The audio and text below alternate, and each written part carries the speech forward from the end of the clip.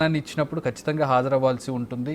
హాజరయ్యి ఆయన్ని గౌరవప్రదంగా ఆయన ఆహ్వానాన్ని మన్నించాల్సి ఉంటుంది. కానీ ఇక్కడ ప్రతిపక్ష హోదాలో ఉన్నటువంటి పార్టీ హాజరు కాకపోవడం చర్చనీయాంశమైంది. అయితే ఆశ్చర్యకరమైనటువంటి విషయం అయితే కాదు.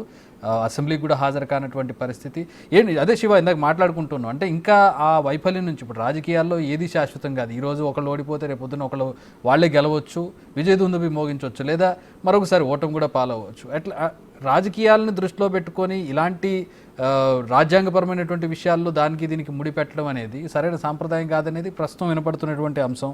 ఇంకా వైఫల్యం నుంచి బయటకు రాలేదనుకోవాలా వైసీపీ? ఓటమికి సంబంధించి కూడా వైఎస్ఆర్సీపీ ఇంకా బయటికి రాలేదనేది మనం ఖచ్చితంగా ఆలోచించాలి. 5 సంవత్సరాలు అనేది 2 రోజుల్లో అయిపోతాయి అనేది ఆలోచనలో వైఎస్ఆర్సీపీ ఉంది. కళ్ళు మూసుకొని కళ్ళు తెరిచేలోపు 5 సంవత్సరాలు అయిపోతే మళ్ళీ మనమే అధికారంలోకి వస్తామనే కాన్ఫిడెన్స్ అయితే ఆయన అదే చెప్తున్నారుగా. జగన్ కూడా మీటింగుల్లో అదే చెప్తున్నారుగా, కళ్ళు మూసుకుంటే 5 ఏళ్ళు అయిపోతాయి మళ్ళీ మనమే అధికారంలోకి వస్తాం.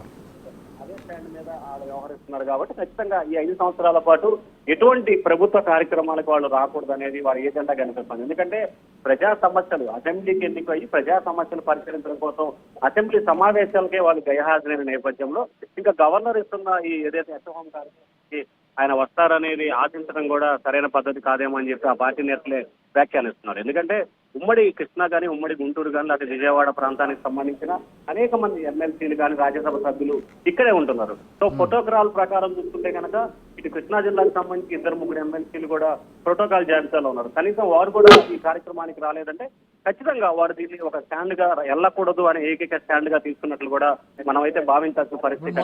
మొన్న ఇదే పార్టీ వైసీపీ తమ పార్టీ నేతల మీద దాడులు జరుగుతున్నాయని చెప్పి గవర్నర్కి కంప్లైంట్ చేయడానికి వచ్చారు. ఆ రోజు గవర్నర్ కావాల్సి వచ్చారు. కానీ పాపం ఆయన ఈ రోజు ఆయన ఇంట్లో జరుగుతున్నటువంటి కార్యక్రమానికి ఆయన పిలిస్తే వీళ్ళు మాత్రం ఇప్పుడు రారు. ఆ గవర్నర్ ఇప్పుడు అవసరం లేదు. ఏదైతే అప్పటికున్న ఇన్స్టెంట్ గా నిర్ణయాలు తీసుకునే పరిస్థితి అయితే ప్రస్తుతం కనిపిస్తా ఉంది.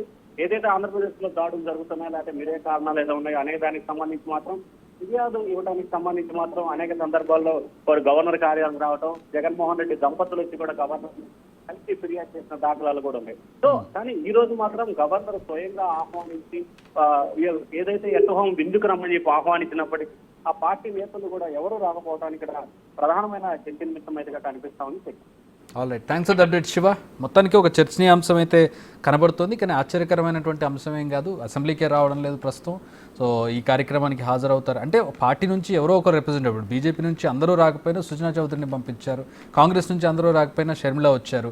అలా పార్టీ తరపు నుంచి గౌరవప్రదంగా ఒకరిని రిప్రజెంటేటివ్గా పంపిస్తున్నటువంటి దృశ్యాలు మనం చూస్తున్నాం. ఆఫ్కోర్స్ అధికార పక్షంగా ఉంది, ప్రభుత్వంలో ఉంది కాబట్టి టీడీపీ నుంచి ఆయా హోదాల్లో అందరూ కూడా హాజరయ్యారు. కూటమిలో ఉన్నటువంటి నేతలు కూడా మంత్రులు కూడా హాజరైనటువంటి పరిస్థితి మనం చూస్తున్నాం. సో గౌరవప్రదంగా గవర్నర్ పిలిచినప్పుడు, ఒక రాజ్యాంగ పదవిలో ఉన్నటువంటి గవర్నర్ పిలిచినప్పుడు ఖచ్చితంగా హాజరవ్వాల్సినటువంటి సంప్రదాయం, ఆ సాంప్రదాయాన్ని గౌరవించాల్సినటువంటి అవసరం ఒక పార్టీగా, రాజకీయ పార్టీగా, ప్రజాప్రతినిధులుగా ఉన్నటువంటి వాళ్ళే ఖచ్చితంగా ఉంటుంది.